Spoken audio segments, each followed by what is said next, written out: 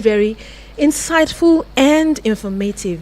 And today also, please have your questions ready so that you can be the first one to call and ask your questions. Yeah.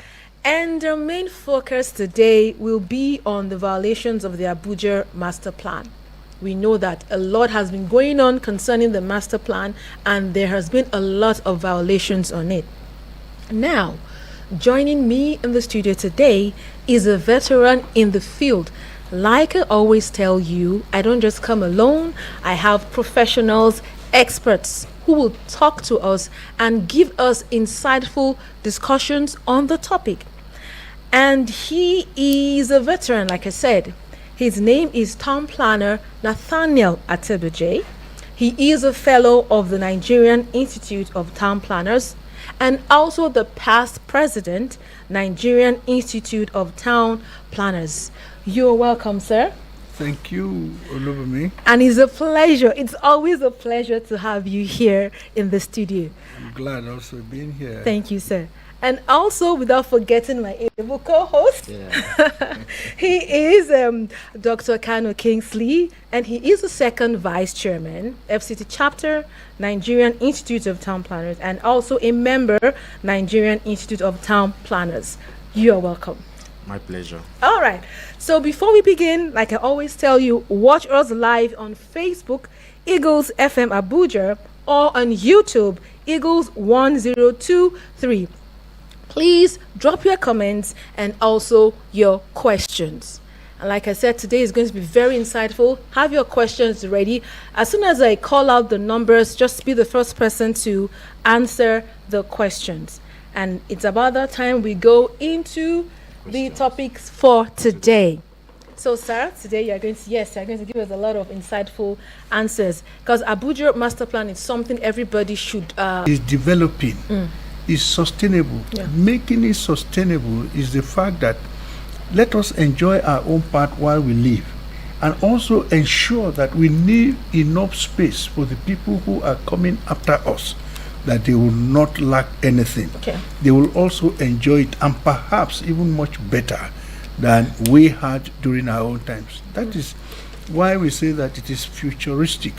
Planning is futuristic. We are looking into the future to make sure that life continues to be better every day. So we make master plans, organizing land uses, organizing activities of human beings, linking them with one another to ensure that they are consistent. And apart from the social, you know, you don't understand, you don't know their security character. reasons. Yeah, security That's I mean, it's a big challenge. So these are some of the things that when these things conflict, the uses conflict, we say they are incompatible.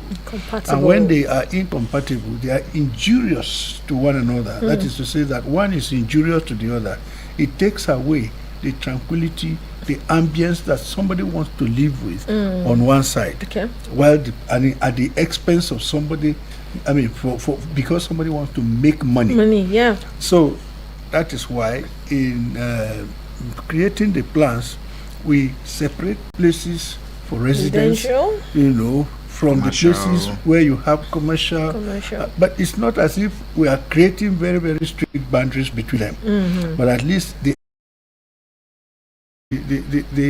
just develop illegally, and they make I mean, they don't even have bathroom, they don't have toilet, they don't have all these things, and then it's a very challenging type of life in the town. But let me take off again from the idea that people do not like to be controlled. Yes. Now, that is why they go in illegal developments. And planning is against illegal developments. Now, what are the causes of this illegal development? To some extent, one of the major challenges we have in the Federal Capital Territory is impunity. And impunity is it generates from the misuse of power, abuse of power. And so you see people who no problem. And so that is where we are. So maybe at the end of the day, we might end up having these pockets of developments within us, Okay. and then we'll touch it with planning. With planning. That is how Or we of may an end up. urban renewal. Urban scheme. renewal. Integration, Okay. regeneration, Nutrition, and all whatever manners like of that. things we bring in to make them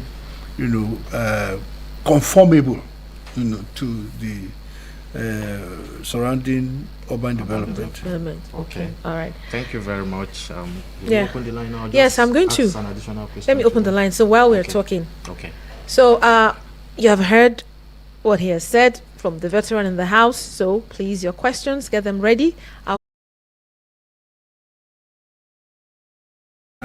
Land administration takes over from where planning stops. Okay. However, anytime you want to get involved in acquiring any property, particularly when it is landed property, the first thing for you to do is to go to the Department of Land Administration Okay. and find out whether the land you intend to buy is genuine.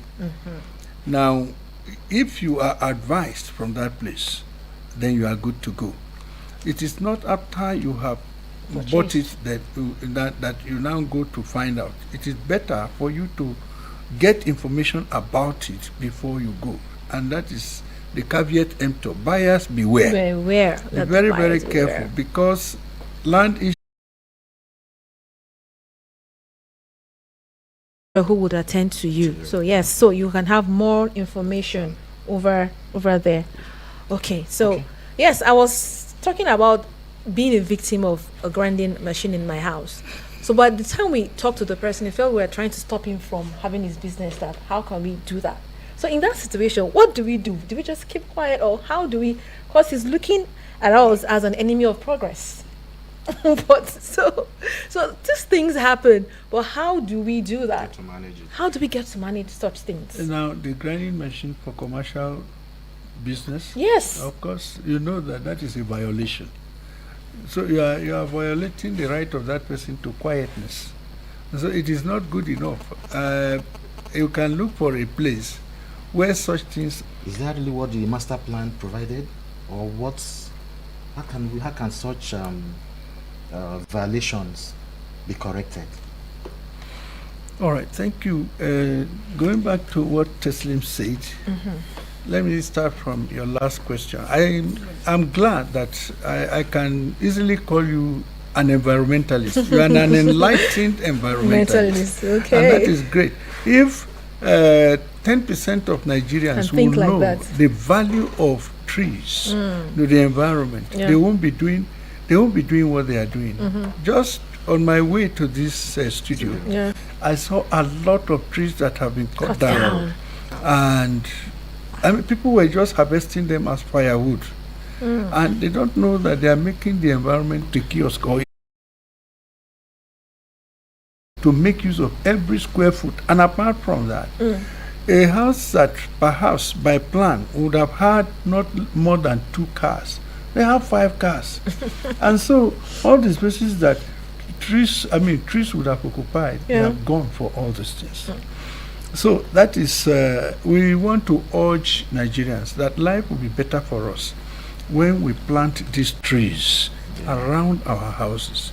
We will breathe better, we will live better, our health will improve, by the natural exchange of air, between the trees and